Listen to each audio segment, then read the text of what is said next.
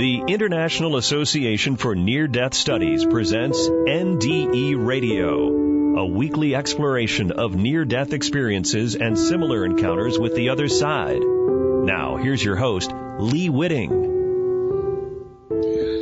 Welcome to NDE Radio, brought to you by IANDS, the International Association for Near-Death Studies.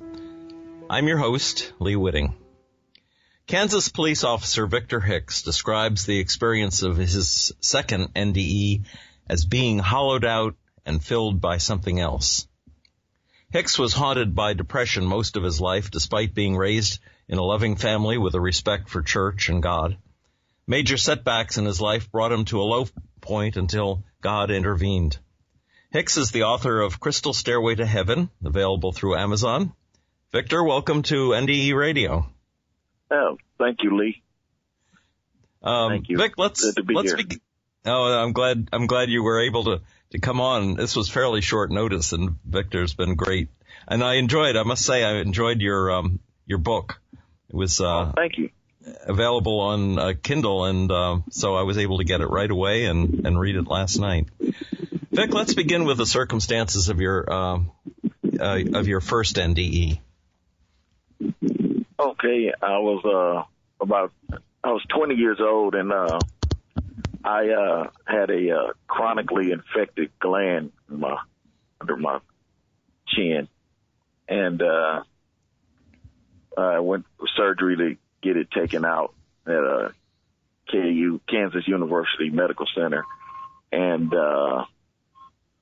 after the surgery went well, there's a routine surgery, he said it would be, and so after the surgery, I was still admitted to the hospital, and I was given an IV with antibiotics to fight, make sure I didn't have any infections or anything. Sure. And I had an IV in my arm, and as soon as the nurse put it in my arm, my chest started hurting. And so I told the nurse, I said, hey, it's making my chest hurt. So she said, well, we just took it out of the refrigerator, and it's cold. When that goes into your system like that, it'll make your chest hurt, and kind of like a brain freeze, but it goes crazy. So I said, oh, okay. And so, I think this might have been noon or 1 o'clock, something like that. And so I was, I took her word for it, and then later on, I would have like these stabbing chest pains. So, periodically through the day, I would press the button and let them know, hey, my chest is hurting. And so, should have warmed up by now. Right. So they would check, and I guess my vitals were normal. And, well, you're young, you're strong, everything's okay, so. Yep. It's about 10:40 in the evening, and I was laying in the bed, and I was watching Nightline with Ted Koppel, and I had a chest pain, a super chest pain, like a heart attack, like a sword in my chest with an elephant sitting on it. That's the only way I can think to explain it. And I was out of my body. I was up over my body, and I could see my body laying on the bed, and I could see the blue rays from the TV on my body. I could see and hear Ted Koppel still talking on the television, and I was asking myself, wait, am I dreaming? But I knew I wasn't dreaming because I was aware of everything. I even knew what Ted Koppel was thinking. I said, well, what is going on? I was thinking, like, am I dead? But I had no kind of concept of this. I hadn't heard of any kind of NDE or anything back then. And so I said, God, save me. And I was back in my body. And I pushed the nurse's button, and my doctor came in. His name was Dr. Hicks. And, he usually wasn't there that time of night. So he asked me, hey, what's going on? I told him, hey, I've been having chest pains all day, and, the nurse has been telling me that I'm all right. But I said, but I seem like I just died or something. I said, I had a real bad chest pain, and I was up over my body and stuff. He said, what? So we yelled at the nurses to come and get those IVs out of my arm, and they did. And when they did, he came back in, and he sat down and talked to me, and he believed me. He said, hey, he wanted to know what I saw, but I was so shaken up, I guess. I was like, hey, I'm dying here, and you are want to know about the afterlife. But he believed me. I've since, been watching, listening to your programs and different programs where I have people, the doctors didn't believe him. I had one of my friends, the doctor had her committed. But you don't know how lucky you were to have a doctor back then who was willing to listen to your story, who actually believed you. I got to ask you, what was Ted Koppel thinking about? You told me in conversation that before you really loved Ted Koppel, watching Ted Koppel, and after you'd read his mind, you weren't as enthusiastic. Right. I don't know. It's like it seemed like, well, I don't want to put him down or anything, but it seemed like he had an agenda that I wasn't aware of in his interviews. So that's funny. Without your book describes very well all the things that contributed to your depression over the years, and we don't have to go into that. And I hope people will get a copy of your book and read it. But there was some really interesting things that I thought you'd said about your life. One was that somebody described your street as the most dangerous street in America to grow up on. It must have been something. Yeah, at one time, I was brought up on Quindaro Boulevard in Kansas City, Kansas. It was rough at one time. That was on the world news one night, and in like 3 different places on the same street within a couple of blocks of each other. One guy shot like 3 or 4 people and killed them, and then a girl got some kind of machine gun and shot up like 20 people. And that was like in a few minutes of each other, and somebody else got shot. And so that made the world news, and he was saying, this might be the most dangerous street in the United States. Wow. And also your dad apparently owned a little store, and he had you in there making change at 4 years old. Yes. Yes. As soon as you could reach the cash register, I guess. Yes. Yes. And you also said nobody knows how to make change anymore these days, and you're absolutely right. Yeah, but he didn't take any excuses. You either know how to do it or you're going to have to deal with him, and you didn't want to deal with him. So. Yeah.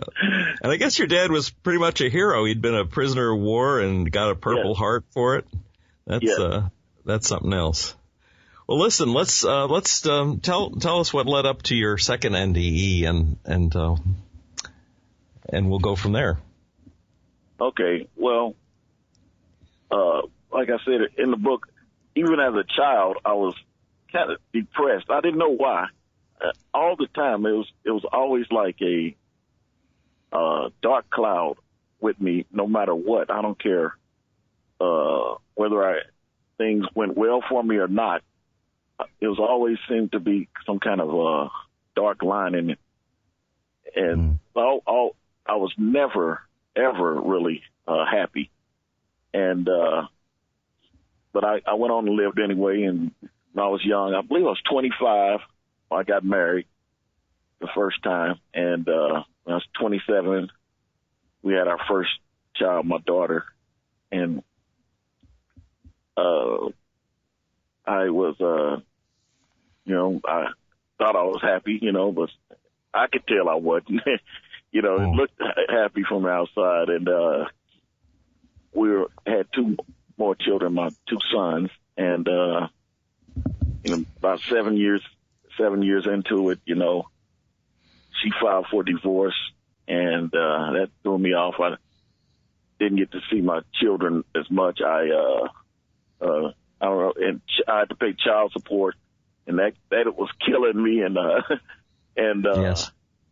and not seeing my kids was killing me. I love my kids, and anyway, so that I had that going on, and during that time I became a deputy sheriff, and I worked there. I worked my way up to sergeant, on the SWAT team and all kind of stuff. Well, my career seemed to be doing all right, and I met my second wife, and we got married on Christmas of 1999, and we were together another 7 years, and she filed for divorce. So I was going through that, and then I left the sheriff department full time. I still worked there as a reserve, which was kind of like still full time because they're always short, so I was always there. But I went to a nearby city, Leavenworth, Kansas. I worked at a U.S. Marshal hold is what it's called. It's not a prison, but it's a big facility. And I was a captain there, like about 1,300 inmates there. And I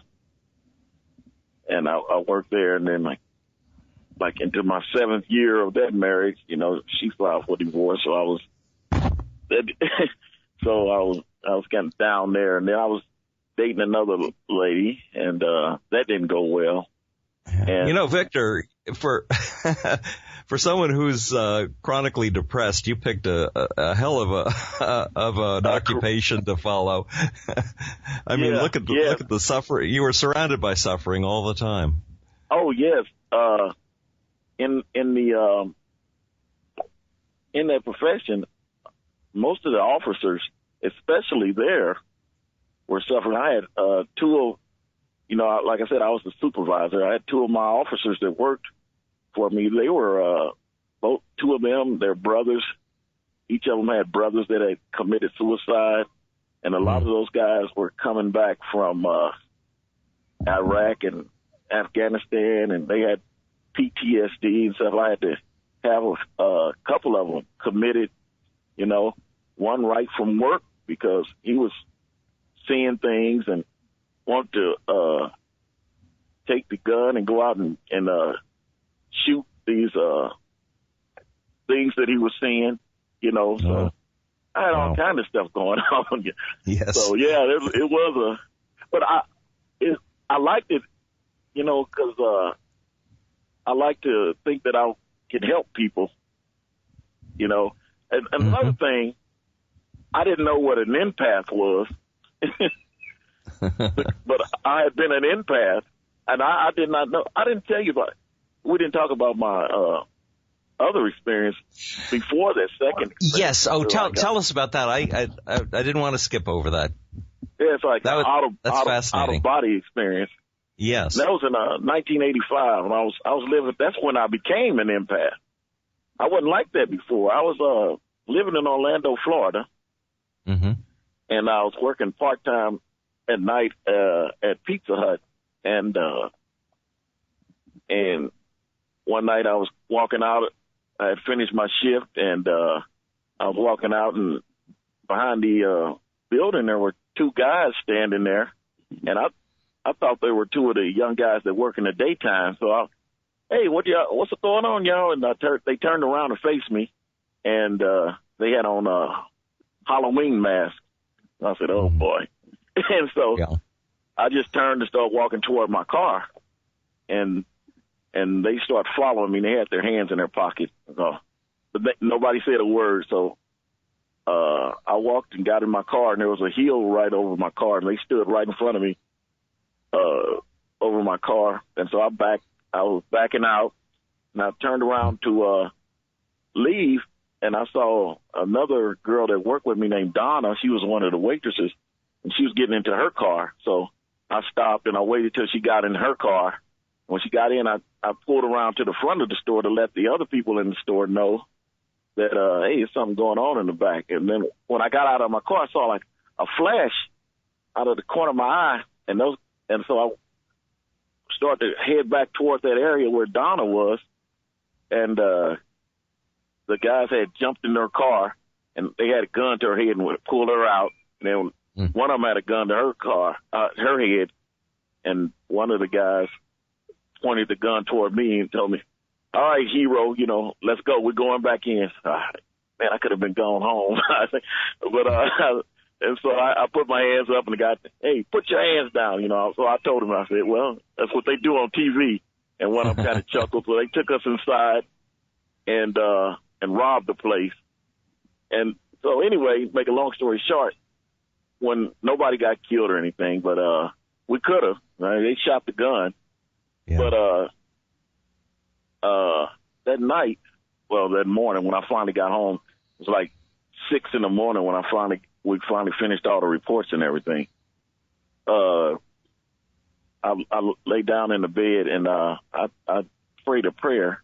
I said, God, I thank you that none of us got hurt tonight because we could have easily got hurt. But I said, there's a lot of people around the world who weren't so fortunate. They were in situations, and a lot of them got killed and raped and hurt and things. I said, and you're God, you have all power. Do you care? And when I said the word care, I was up above the earth, and I could see the earth spinning around real fast. And I had images come to me. Like the first one was like a child who was starving to death. And when I saw the image, I could feel how God felt about it. And there's so much pain. There's no human words to describe it. It's kind of like, I could say, like, if you could, like, swallow, like, a nuclear bomb and it blow up inside of you or something. In an emotional sense, that's kind of like the pain. And then it was like a woman getting hurt. And every image that came up, I felt it like he felt it. And it was more pain than anybody could ever describe. And then he said, that's how I feel it. Don't ever ask me if I care again. And I was back in my body. And after that, anytime I'm near anyone, I can feel what they feel. And that's got to add to depression as well. Oh, my goodness. Oh, my goodness, man. I was working in a prison where people are down, man. Yeah. I worked in jails, and I arrest people. And, oh, man, it's at their worst point. But it gave me a compassion for them. I never have anybody. I always have people that I've seen that's been in a situation. They always come and hug me and thank me, because I try my best. It gave me a compassion to try to help people. It made me see people in different light and see people how God sees them. When they're hurting like that, God hurts. Yes.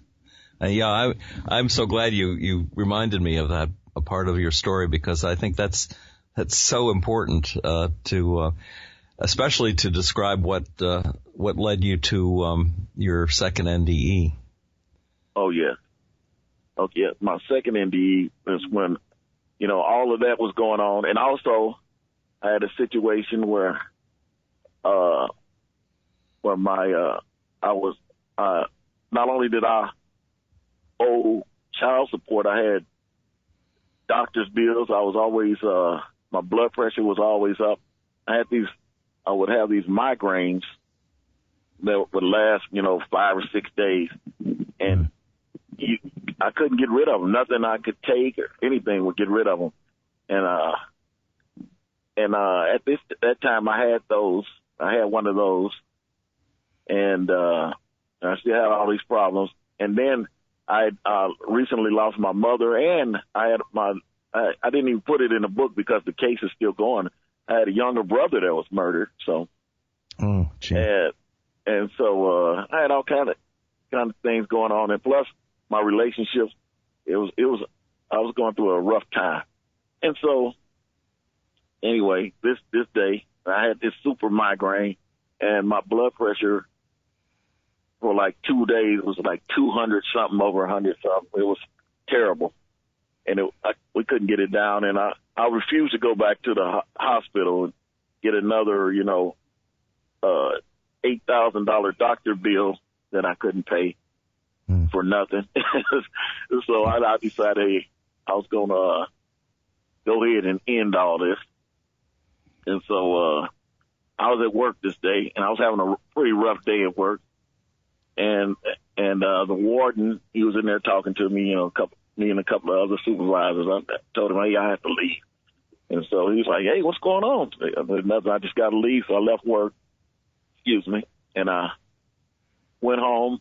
And like a couple of days before, I bought a bottle of Benadryl. They had 500 pills in it. I may have taken one or two, but it had about 500 pills in it.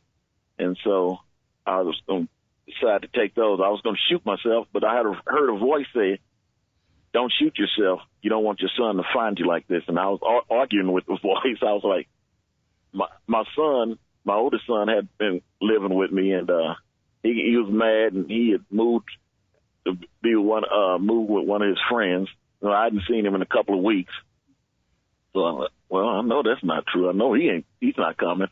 So anyway, I took like 5 or 6 gulps of these pills, took all of them, and lay down in my bed.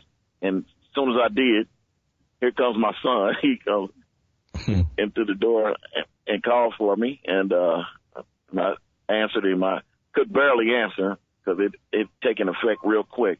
And I asked him for some water. I had gotten real thirsty, and I couldn't drink it. So I hear him panicking, and he called 911, and the ambulance came, and they got me, and they were asking me had I taken anything, what had happened. I wasn't saying anything. I didn't want to say anything, and plus I couldn't hardly say anything. I was leaving. And yes. When I got into the ambulance, and one of the guys were in the back talking to me, and he was being a smart aleck. And the next thing I was gone. I didn't know where I left there. I didn't wake up until 1 in the morning. 1, maybe something like that in the morning. I was in St. Luke's Hospital in Kansas City, Missouri, which is a long way away from Leavenworth. Yeah. Wondered why they took me way over there, but at that time I was wondering that. But they said the 2 hospitals up there were full. And so, what did you see on that when you were out of your body? At first I didn't know. I didn't see anything. When I woke up, I didn't remember anything. I knew something had happened. Like I said, it felt like I had been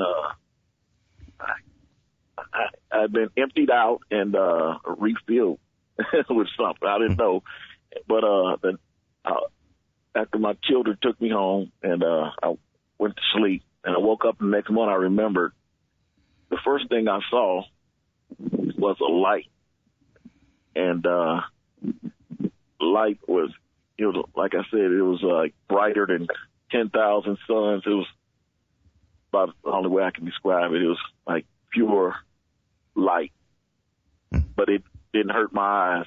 And it was light and love at the same time. And it's no words that anybody can do to describe it. It was light and love at the same time. So much light and so much love. It's no words. And he said, I have no condemnation for you. And I was thinking, like, what is that? I knew those weren't words from me because I didn't use that kind of jargon. And he said, and so he knew what I was thinking, because I was thinking, well, maybe I'm going to go to hell because, or I should go to hell because I've killed myself here. But he said, I have no condemnation for you. And then he took me and he put me inside of himself, this light and this love. It's like if you go into a swimming pool and, you're under the water, you're in the water, but it's still you and it's still the water. You know that. But me, I became one with this light and one with this love. And I knew I was at home, and I didn't want to leave. and he said, "Your life is not yours to take." And at the time, I was like thinking, well, whoever life it is to take, I wish I'd go and take it. I was tired, you know. Yes. and he said, and so the next thing I remember, I was standing, and this light turned into, and love turned into liquid. It's real thick, like buttermilk, thicker than that. And when I was standing there, it poured into me from the top of my head and started going down my body, and it was healing me from the top of my head all the way down. When it hit my toes, I woke up. I was in St. Luke's Hospital over there in Missouri, and my ex-wife was standing over me, and my son was at the bottom of the bed by the door, and the doctor was standing there. Mm-hmm. I've got a question, because this has crossed my mind before. Do you think at the end, when we finally merge with God, do we lose ourselves? I mean, did you feel like Victor Hicks was disappearing in that pool of light and love? Were you becoming God yourself, a part of God yourself? I think we are. I think we came from God in the first place. We're all a part of God. We never lose that, but He gives us, we're still ourselves. I never lost my identity. I knew who I was. I knew who He was. You know, some people, well, it's just a light. I knew exactly who it was. You don't know. I mean, there's no way to describe it, but you know who it is. Yeah. Yeah. So how has this experience changed your life, Victor? Oh, I can't hold grudges or anything anymore. Both of my ex-wives are my friends now. They're real good friends of mine. It's made me even more compassionate, but it took away my depression also. Yeah. You know, I still have up and down days, but I never have that cloud thing is gone. It's been gone since that day. And I also know that I became less religious. I'm not a religious person like I was. I was trying to work my way to be to God, to be good and stuff. And God is not religious at all. He loves us. That's the main thing. Yes, he must laugh at our religions. Our religions are always at each other's throats over stupid little things. Yes. So. And also you mentioned in your book that through negotiating with the IRS, your huge debt to them was reduced substantially. Yes. 90%, I'd say. Yeah, so it's gone. That was great. Yeah. Well, Victor, I think we are pretty much out of time at this point, and I so appreciate your telling us your story. Tell people how they can get a copy of your book. Oh, okay. Well, it's from Amazon. It's the name of it again is Crystal Stairway to Heaven by Victor Hicks. It's not a long read. I didn't want to. No, I read it in one evening. Anybody else with my long draws. I think people will enjoy it. It's a fast read, but it's a good one. So. Well, thank you. Well, thank you, Victor. All right. And if for our audience, if they'd like to hear this program again or any of our more than 250 programs to date, just go to our website at nderadio.org. And for more information about IANDS, please go to their website at IANDS.org. You'll learn about their upcoming convention outside of Seattle, Washington. And be with us again next week, 11 a.m. Eastern, for more NDE Radio. This is Lee Witting saying thanks for listening.